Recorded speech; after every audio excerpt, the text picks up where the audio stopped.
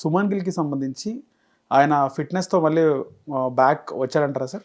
Yeah, ఫిట్గా ఉన్నాడు అతను. అతనికి అన్ఫార్చునేట్లీ ఒక 2 ఇంజరీస్ అయినాయి. ముఖ్యంగా నెక్ ఇంజరీ ఒకటి అతను తిరగబెట్టడం, తర్వాత టో ఇంజరీ కావడం. సో ఇంజరీస్ వచ్చి అతను ఈ మధ్యకాలంలో కొద్దిగా రన్స్ కూడా అతను తగ్గినాయి. అతను టెస్ట్ మ్యాచ్లో అద్భుతంగా ఆడాడు ఇంగ్లాండ్లో, కానీ ఆ తర్వాత వైట్ బాల్ క్రికెట్లో వన్డేల్లో కానీ T20స్లో కానీ of light he has not performed well. Okay. కానీ లక్కీలీ మొన్న న్యూజిలాండ్ జరిగిన ఫస్ట్ వన్డేలో ఈ స్కోర్డే హాఫ్ సెంచరీ. అది అతనికి చాలా కాన్ఫిడెన్స్ ఇచ్చి ఉంటుంది. ఎందుకంటే చాలా కాలంగా ఒక పెద్ద స్కోర్ రాని పరిస్థితి మనకు అనిపించింది. బట్ అతను మంచి టచ్లో కనిపించాడు. సో అతను ఆ కన్సిస్టెంట్ ప్లేయర్. మీరు T20లో అతన్ని తీసేయడం వల్ల డిసప్పాయింటింగ్ అతనికి పర్సనల్గా, కానీ అతను వన్డేల్లో కానీ టెస్ట్లో కానీ మనకి చాలా చాలా ఇంపార్టెంట్ ప్లేయర్. చాలామంది ఏమంటారంటే టెస్ట్ మ్యాచ్లో బాగా ఆడతాడు, వన్డేలో కూడా బాగా ఆడంటారు, కానీ వాళ్ళకి ఫ్యాక్ట్స్ కానీ స్టాటిస్టిక్స్ కానీ తెలియవు. Because he is averaging 56 in one days. 56 అంటే విరాట్ కోహ్లీ కంటే మంచి యావరేజ్ ఉంది అతను. అంత కన్సిస్టెంట్గా ఆడుతున్నాడు. Already scored so many hundreds, ఒక డబుల్ సెంచరీ కూడా ఉంది వన్డేస్లో. సో వన్డేస్లో టెస్ట్లో అతను చాలా చాలా ఇంపార్టెంట్ ప్లేయర్. అతను కెప్టెన్గానే కాకుండా ప్లేయర్గా కూడా అతను చాలా important player. And happy that he's back to form. Okay. అంటే ఆయన క్యాప్టెన్ చేయడం మీరు ఎలా భావించినారు సార్? చేయగానే క్యాప్టెన్ చేయడంలో తప్పేం లేదు. అంటే చాలామంది అభిప్రాయంలో even I feel that Rohit Sharma should have continued for some more time. అంటే నెక్స్ట్ వరల్డ్ కప్ దాకా రోహిత్ ఉండాలని కాదు. రోహిత్ శర్మ మనకి ఒక ఏడాది లోపులోనే రెండు కప్లు అందించాడు మనకి, ICC ట్రోఫీస్ అందించాడు. Right. T20 world cup and champions trophy. కానీ ఛాంపియన్స్ ట్రోఫీ గెలిచిన వెంటనే అతన్ని క్యాప్టెన్సీ నుంచి రీప్లేస్ చేయడంలో మీనింగ్లెస్. వాళ్ళిద్దరు మంచి ఫామ్లో ఉన్నారు, రోహిత్ కానీ విరాట్ కానీ. వాళ్ళు అంతమంది వరల్డ్ కప్ మనం ఆడినప్పుడు, వన్డే వరల్డ్ కప్ ఆడినప్పుడు కానీ, T20 వరల్డ్ కప్లో, తర్వాత ఛాంపియన్స్ ట్రోఫీలో both of them are in great form. అంటే అప్పుడు అతని నుంచి క్యాప్టెన్సీ అర్జెంటుగా లాగాల్సిన అవసరం లేదు. ఎందుకంటే one day world cup is 2 years away. So మనకి 2 ట్రోఫీలు అందించిన, మనకి లాంగ్ గ్యాప్ తర్వాత 13 ఏళ్ల తర్వాత 2 ట్రోఫీలు అందించిన క్యాప్టెన్ని మరి కొంతకాలం కంటిన్యూ చేయాల్సింది. అలా చేయకుండా అతన్ని క్యాప్టెన్సీని తీయడం అనేది చాలా అన్యాయం. శుభ్మన్ గిల్ని టెస్ట్ క్యాప్టెన్సీ చేశారు, కరెక్ట్. ఎందుకంటే రోహిత్ విరాట్ ఫార్మాట్ నుంచి రిటైర్ అయ్యారు కాబట్టి. కానీ అట్లీస్ట్ వన్డేస్లో అతన్ని మరికొంతకాలం కంటిన్యూ చేయాల్సింది. ఎందుకంటే why should he get punished? 2 ట్రోఫీలు మనకు అందించిన తర్వాత అతను ఏదో తప్పు చేసినట్టు. ఏదైనా క్యాప్టెన్ కంటిన్యూస్గా ఓడిపోతున్నాడు అంటే అతన్ని రీప్లేస్ చేసిన అర్థం. రైట్. కానీ అతన్ని క్యాప్టెన్సీ తీసేయడం మాత్రం that was a very very harsh decision. Right. Shubman Gill విషయంలో మనం అతన్ని పర్సనల్గా ఏం అనుకోవడానికి లేదు. But whatever decision that has been taken by the selectors and team management, అది కొంచెం questionable as far as one day cricket goes. Okay. Suman Gill పైన వస్తున్న విమర్శలు మనం చూస్తున్నాం సార్. ఆయన T20 మ్యాచ్కి సంబంధించి సెలెక్ట్ చేయకపోవడం. T20 మ్యాచ్కి సెలెక్ట్ చేయడం గురించి ఎక్కువ విమర్శలు వచ్చినాయి, తీసేయడం కంటే కూడా. ఎందుకంటే అతను ఫార్మాట్లో ఎప్పుడూ పెద్దగా పర్ఫామ్ చేసింది లేదు. IPLలో బాగా ఆడతాడు. ఈవెన్ లాస్ట్ IPLలో కూడా హ్యాడ్ వెరీ గుడ్ IPL. కానీ ఇంటర్నేషనల్ లెవెల్లో T20లో అతను ఎప్పుడు బాగా ఆడలేదు. సో అతన్ని బలవంతంగా టీంలో చేర్చి అతను వైస్ క్యాప్టెన్సీ ఇవ్వడం వల్ల టీం బ్యాలెన్స్ కూడా దెబ్బతింది. మనకి సంజు శాంసన్ అంత బాగా పర్ఫామ్ చేసి సంజు శాంసన్ని పక్కన పెట్టేశారు. లేకపోతే అతన్ని లోయర్ డౌన్ ది ఆర్డర్ ఆడిస్తున్నారు, అక్కడ అతనికి కుదరలేదు. సో అతను తీసుకొచ్చి పెట్టిన తర్వాత కూడా అతను మన స్ట్రైక్ రేట్ విషయంలో కానీ, స్కోర్స్ విషయంలో కానీ ఏమాత్రం ఇంప్రూవ్మెంట్ చూపించలేదు. సో లాస్ట్ మినిట్లో అతన్ని T20 టీం నుంచి తప్పించారు. But better late than never అంటారు కదా. సో ఆఖరి నిమిషంలో తప్పించినా కూడా చాలా మంచి నిర్ణయం తీసుకున్నారు అని అనుకోవాలి. దానివల్ల అతనికే నష్టం జరుగుతుంది. BCCI వాళ్ళ ఉద్దేశం ఏంటంటే అతన్ని ఒక పోస్టర్ బాయ్ ఆఫ్ ఇండియన్ క్రికెట్గా వాళ్ళు అతన్ని ఫోటో పెట్టి ఇండియన్ క్రికెట్ని మార్కెట్ చేయాలని చెప్పి BCCI వాళ్ళు భావించారు. They wanted to make him the face of Indian cricket. Okay. కానీ ఏమైందంటే అతను బలవంతంగా T20 ఫార్మాట్లో రుద్దడం వల్ల అతని మీద చాలా, మీరు అన్నట్టు, ట్రోలింగ్ బాగా పెరిగింది. సో ఏదైతే అతను ఒక సూపర్ స్టార్గా తయారు చేయాలని BCCI వాళ్ళు భావించారో దానికి నెగిటివ్ రిజల్ట్స్ రావడం మొదలుపెట్టి. సో అది మరీ ముదిరిపోక ముందే అలాంటి సిచ్యుయేషన్ మరీ తెగేదాకా లాక్కుండా రైట్ టైంలో వాళ్ళు రైట్ డెసిషన్ తీసుకుని T20 వరల్డ్ కప్ నుంచి అతన్ని పక్కన పెట్టి, దానివల్ల ఏంటంటే సంజు శాంసన్ మీకు ఓపెన్ చేస్తాడు. రైట్. మిడిల్ ఆర్డర్లో you can play somebody like Rinku Singh or Ishan Kishan లాంటి ఫామ్లో ఉన్న ప్లేయర్ని ఆడించుకునే అవకాశం ఉంటుంది. అలాగే శుభ్మన్ గిల్ మీరు ఓపెనింగ్ చేయిస్తే కీపర్ ఎవరిని చేయించాలి? సంజు శాంసన్ మిడిల్ ఆర్డర్లో సరిగ్గా ఆడాడు. అలాగే మిడిల్ ఆర్డర్లో బాగా జితేష్ శర్మ అంత రిలయబుల్ ప్లేయర్ కాదు. ఓకే. ధ్రువ్ జరల్ కూడా అంతే. సో దానివల్ల ఏంటంటే మీకు ఎప్పుడైతే మీ వికెట్ కీపర్ ఓపెనింగ్ చేస్తాడో, ఓపెనింగ్ రోల్లో అతను బాగా ఆడాడు, మనకి మిగతా టీం విషయంలో మనకి ఫ్లెక్సిబిలిటీ ఉంటుంది. సో ఆలస్యంగానే మంచి డెసిషన్ తీసుకున్న సెలెక్టర్స్ అని చెప్పాలి. రైట్. సుమన్ గిల్కి అంటే ఈ సిరీస్లో లాస్ట్ ఛాన్స్ అంటారా సార్ ప్రూవ్ చేసుకోవడం అని చెప్పి కొన్ని వార్తలు కూడా వస్తున్నాయి. అట్లా ఏం లేదు. మన గిల్లో ఎవరికి ఏం ప్రూవ్ చేసుకోవాల్సిన అవసరం లేదు. ఓన్లీ అతను ఏమన్నా T20 విషయంలో అతని మీద క్వశ్చన్ మార్క్ ఉంది. ఇందాక నేను చెప్పినట్టు టెస్ట్ మ్యాచ్లో అతను అద్భుతంగా ఆడుతున్నాడు. ఇంగ్లాండ్ టూర్లో అయితే అతను 800 రన్స్ చేశాడు. That was wonderful performance. అలాగే అతను టెస్ట్ మ్యాచ్ 1 డేస్కి వచ్చేసరికి నేను ఆల్రెడీ చెప్పాను అతనికి 56 యావరేజ్ ఉంది. సో అతను ఎవరికి ఏం ప్రూవ్ చేసుకోవాల్సిన అవసరం లేదు. T20స్లో కూడా అతనికి ఎప్పటికీ ఆ కోరిక ఉంటుంది. T20లో నేను లాస్ట్ మినిట్లో తీసి వైస్ కెప్టెన్గా ఉండి కూడా నేను ఆ ఫార్మాట్లో కూడా నేను మళ్ళీ ప్రూవ్ చేసుకుంటానని చెప్పి, because is a player with lot of talent. బహుశా T20 టీంలో కూడా అతను మళ్ళీ కంబ్యాక్ చేసినా కూడా ఆశ్చర్యపోవాల్సిన అవసరం లేదు.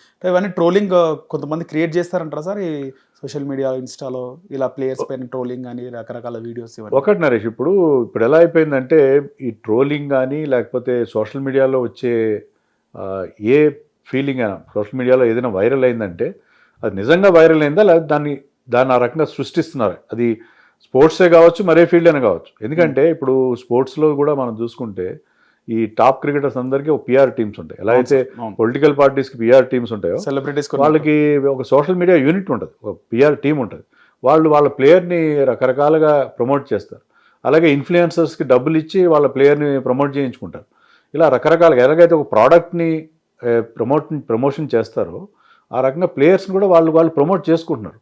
వాళ్ళు తమను తాము ప్రమోట్ చేసుకోవడంతో పాటు తమకి ఎవరైతే రైవల్గా ఉన్నారో ఆ ప్లేయర్ మీద బురద జల్లే ప్రయత్నం కూడా చేస్తారు. సో సోషల్ మీడియాని అందుకే మనం we have to take it with a pinch of salt. Social మీడియాలో వచ్చే వార్తలు కానీ, సోషల్ మీడియాలో వచ్చే ట్రోలింగ్ కానీ, దాన్ని మనం ఆ ఫేస్ ఆఫ్ ఇట్ తీసుకోవడానికి, ఫేస్ వాల్యూలో తీసుకోవడానికి వీల్లేదు. దాన్ని మనం వేరే దాంతో క్రాస్ చెక్ చేసుకోవాలి. నిజంగా అలా ఉందా, నిజంగా అలా జరుగుతుందా, మెయిన్ స్ట్రీమ్ మీడియాలో కూడా ఇది ఉందా అనేది కూడా చూసుకోవాలి. చూసుకొని మన ఫ్యాక్ట్స్ మనమే జడ్జ్ చేసుకోవాలి. అంతే తప్ప సోషల్ మీడియాలో ఒక ప్లేయర్ని చాలా క్యారెక్టర్ అసాసినేషన్ జరుగుతూ ఉంది. చాలా సందర్భాల్లో ఒక ప్లేయర్ని పూర్తిగా డౌన్ చేయడం మనం కేఎల్ రాహుల్ విషయంలో చూసాం. కేఎల్ రాహుల్ని ఒకప్పుడు, ఎందుకంటే అతను సాఫ్ట్ టార్గెట్గా ఉండేవాడు, ప్రతిసారి అతన్ని ఏది వచ్చినా సరే కేఎల్ రాహుల్ ఉంటే మనం ఓడిపోతాం, కేఎల్ రాహుల్ టీంలో తీసేస్తే గెలుస్తాం అన్నట్టుగా రకరకాలుగా వాట్సాప్లో కానీ అంటే కీబోర్డ్లో కనబడేలా కొన్ని వీడియోస్ కూడా క్రియేట్ చేస్తారు. దాంట్లో దాన్ని అవుట్ ఆఫ్ కాంటెక్స్ట్ తీసుకొచ్చి వాళ్ళ కామెంట్లు తీసుకొచ్చి పెట్టడం. అలాగా ఒక ప్లేయర్ని ఏ రకంగా మనం ఇబ్బంది పెట్టచ్చు, ఒక పలానా ఎంపైర్ ఉంటే ఓడిపోతాం, అదొక మీమ్ క్రియేట్ చేస్తారు. పలానా ప్లేయర్ బాగా ఆడితే ఓడిపోతాం, పిచ్ బాగా ఆడితే ఓడిపోతాం. అలా ఏంటంటే కొన్ని సందర్భాలు జరుగుతాయి, కొన్ని కాకతాళీయంగా జరిగే విషయాలు ఉంటాయి. దాన్ని ఘోరంతలు కొండలు చేసి సోషల్ మీడియాలో చూపిస్తారు. దాన్ని మనం ఎప్పుడు ఫేస్ వాల్యూలు తీసుకోవడానికి వీల్లేదు. సో ఎందుకంటే నేను చెప్పినట్టుగా చాలా క్యాంపెయిన్ జరుగుతూ ఉంది. పిఆర్ టీమ్స్ అనేవి they are very very active. ఆ విషయంలో మనం ముఖ్యంగా ప్లేయర్స్ని జడ్జ్ చేయడం విషయంలో, ఒక ప్లేయర్ని విమర్శించే విషయం ముందు ఇవన్నీ కూడా దృష్టిలో పెట్టుకోవాల్సింది. ఇప్పుడు హర్షిత్ రాణా విషయమే తీసుకోండి. హర్షిత్ రాణా కూడా విపరీతంగా ట్రోలింగ్ గురయ్యాడు. ఎందుకంటే అతను ప్యాంపర్ చేస్తున్నారు, గౌతమ్ గంభీర్ మనిషి అతను. Even somebody like Krishnamachari Srikanth, అతను ఇండియా క్యాప్టెన్ చేశాడు, చీఫ్ సెలెక్టర్. అతను కూడా ఏమన్నాడంటే గౌతమ్ గంభీర్ ప్రతి దాంట్లో హర్షిత్ రాణా ఎలా పెడతాడు ఏంటిది అని చెప్పి చాలా రఫ్గా అతను కామెంట్ చేశాడు. ఓకే. కానీ ఇప్పుడు హర్షిత్ రాణా మొన్న న్యూజిలాండ్తో జరిగిన వన్డేలో కీలకమైన వికెట్లు తీశాడు. లాస్ట్లో ఆ చేజ్ని అతను రాహుల్తో కలిసి బాగా ఫినిష్ చేశాడు. సో ఒక ఆల్రౌండర్గా ఎదిగి వస్తున్నాడు.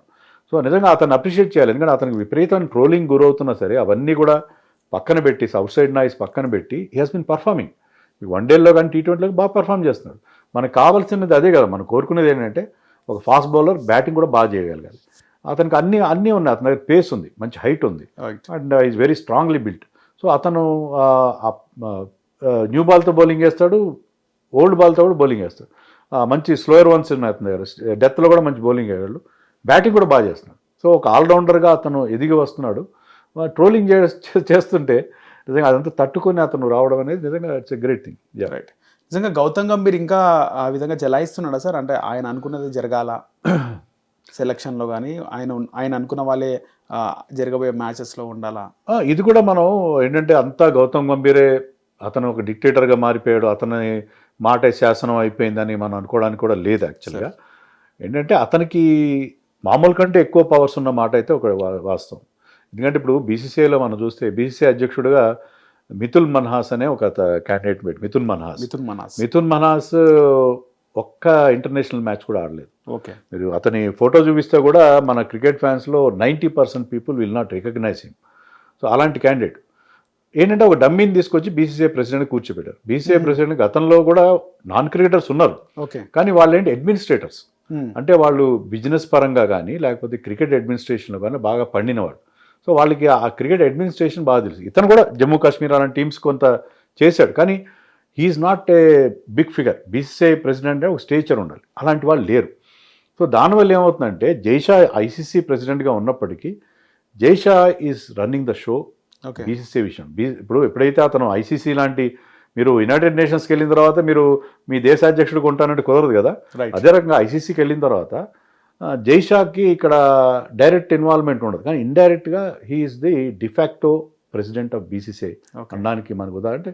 సో నిర్ణయాలు తీసుకునేది గౌతమ్ గంభీరో లేకపోతే అగార్కరో కాదు, ఒక కోర్ గ్రూప్ ఉంటుంది. దాంట్లో జైషా ఉంటాడు, గంభీర్ ఉంటాడు, అగార్కర్ ఉంటాడు, ఇంకా కొంతమంది మనకు కనబడిన పెద్దలు రాజీవ్ శుక్లా లాంటి వాళ్ళు కొంతమంది ఉంటారు, ఈవెన్ ధుమాల్ ఇలాంటి వాళ్ళందరూ ఉంటారు. వీళ్ళు ఏంటంటే వీళ్ళందరూ కలిసి ఇండియన్ క్రికెట్ గురించి నిర్ణయాలు తీసుకుంటారు. దాంట్లో జైషా రోల్ కానీ గంభీర్ రోల్ కానీ కాస్త ఎక్కువ ఉండొచ్చు. సో పూర్తిగా మనం గంభీర్ అయినా అనుకోవడం లేదు. ముఖ్యంగా గంభీర్ ఇప్పుడు కొంచెం డిఫెన్స్లో ఉంటాడు, ఎందుకంటే టెస్ట్ టీంలో టెస్ట్ పర్ఫార్మెన్స్ ఏమాత్రం బాగాలేదు. మనం న్యూజిలాండ్తో 3-0తో ఓడిపోవడం, తర్వాత న్యూజిలాండ్తో ఓడిపోయిన తర్వాత మళ్ళీ మొన్న సౌత్ ఆఫ్రికాతో కూడా హోమ్లో 2 టెస్ట్ మ్యాచ్లు ఓడిపోయాం. సో గౌతమ్ గంభీర్కి గతంలో ఉన్నంత ఆ వాయిస్ ఇప్పుడు ఉండే అవకాశం లేదని నాకు అనిపిస్తుంది. సో అతన్ని కూడా మనం హోల్సేల్గా బ్లేమ్ చేయడానికి వీల్లేదు. ఒకటేంటంటే అతను తీసుకునే నిర్ణయాలు, అతను కానీ అసలు టీం పరంగా తీసుకునే నిర్ణయాలు కానీ ఇప్పటికి కొన్ని డౌట్ఫుల్గానే మనకి కనిపిస్తూనే ఉన్నాయి. Right sir. అలాగే శ్రేయస్ అయ్యర్ ఇంజురీ తర్వాత మళ్ళీ వైస్ కెప్టెన్గా ఆయన ఫామ్ ఎలా ఉందంటారు సార్? చాలా బాగుంది, చాలా బాగుంది. ఎందుకంటే మీరు 3 నెలలు ఆల్మోస్ట్ 3 months తర్వాత శ్రేయస్ అయ్యర్ స్టేజింగ్ కమ్బ్యాక్. అయినా కూడా అతను డొమెస్టిక్లో ఆడిన 2 మ్యాచ్ల్లో విజయ్ హజారాలో రన్స్ కొట్టాడు. అలాగే ఇంటర్నేషనల్ క్రికెట్కి వచ్చి రావడంతోనే he's played an important innings. అతను 50 కంప్లీట్ చేయలేదు, రాంగ్ టైంలో అవుట్ అయ్యాడు. అది జరుగుతుంది ఈ వైట్ బాల్ క్రికెట్లో, కొన్నిసార్లు you have to take some chances. But still అతను ఒక లాంగ్ గ్యాప్ తర్వాత వచ్చి, ఎందుకంటే అంత గ్యాప్ తర్వాత వచ్చినప్పుడు కొద్దిగా మీరు ఆ మ్యాచ్ సిచ్యువేషన్కి అలవాటు పడడానికి కొంచెం టైం పడుతుంది. కానీ ఆ టైం తీసుకోకుండా ఈజ్ వన్స్ అగైన్ అతనికి ఎప్పుడెప్పుడు అవకాశాలు ఇచ్చినా అతను ప్రూవ్ చేసుకున్నాడు. సో అతను వైస్ కెప్టెన్సీ చేయడం కూడా చాలా మంచి నిర్ణయం, ఎందుకంటే is probably the one of the best captains. మనం డొమెస్టిక్లో చూస్తే ఐపీఎల్ పరంగా చూస్తే అతను ఐపీఎల్లో ఇచ్చిన రిజల్ట్స్ మిరాక్యులస్ రిజల్ట్స్ ఇచ్చాడు. సో అతన్ని ఫ్యూచర్ కెప్టెన్గా ఏ ఫార్మాట్లో అయినా అతన్ని గ్రూమ్ చేయడం అనేది చాలా అవసరం. అలాగే he should have a regular place in test matches, home test matches and one day cricket. T20లో కూడా అతను ఏదో ఒక పాయింట్లో వరల్డ్ కప్ తర్వాత మళ్ళీ కంబ్యాక్ అవుతాడని నేను ఎక్స్పెక్ట్ చేస్తాను, ఎందుకంటే అతను స్పిన్ బాగా ఆడతాడు. మన ఇప్పుడు వస్తున్న ప్రజెంట్ ఇండియన్ టీంలో మనకు వస్తున్న మేజర్ ప్రాబ్లం ఏంటంటే most of the players are not playing spin well. But Shreyas అయ్యర్కి ఉన్న యూఎస్పీ ఏంటంటే he play spin very well. So అందుకని అతన్ని మళ్ళీ ఎక్కువగా అన్ని ఫార్మాట్స్లో ఆడిస్తే బాగుంటుందని నేను అనుకుంటున్నాను. హిట్ టీవీ యాప్, ఇందులో short news, live news, entertainment shows, movies, digital magazines తో పాటు మీ జిల్లా వార్తలను కూడా ఫ్రీగా చూడొచ్చు. ఇంకెందుకు ఆలస్యం, వెంటనే హిట్ టీవీ యాప్ ని డౌన్లోడ్ చేసుకుని ఫ్రీగా ఎంటర్టైన్మెంట్ పొందండి. Hit TV app, hit TV app, please download hit TV app. Hit TV యాప్ని ఫ్రీగా డౌన్లోడ్ చేసుకొని ఎంజాయ్ చేయండి. మీకు నచ్చిన ఎంటర్టైన్మెంట్ కోసం హిట్ టీవీ యాప్ ని ఫ్రీగా డౌన్లోడ్ చేసుకుని ఎంజాయ్ చేయండి. హిట్ టీవీ యాప్ ని డౌన్లోడ్ చేసుకుని ఆస్వాదించండి, ఆశీర్వదించండి. ఇంతమంది సెలబ్రిటీలు హిట్ టీవీ యాప్ ని డౌన్లోడ్ చేసుకోండి అని చెప్తున్నారంటే ఎంత మంచి యాప్ ఆలోచించండి. అమెరికా అమెరికా అమెరికా అమెరికాలో చదవాలనుకునే వాళ్ళకి విశ్వసనీయమైన పేరు మన శౌర్య కన్సల్టెన్సీ. UK లో 1 year masters, UK లో 1 year masters, 2 years work permit up to 5 years visa. Contact Saurya Consultancy. Contact 89851 89851.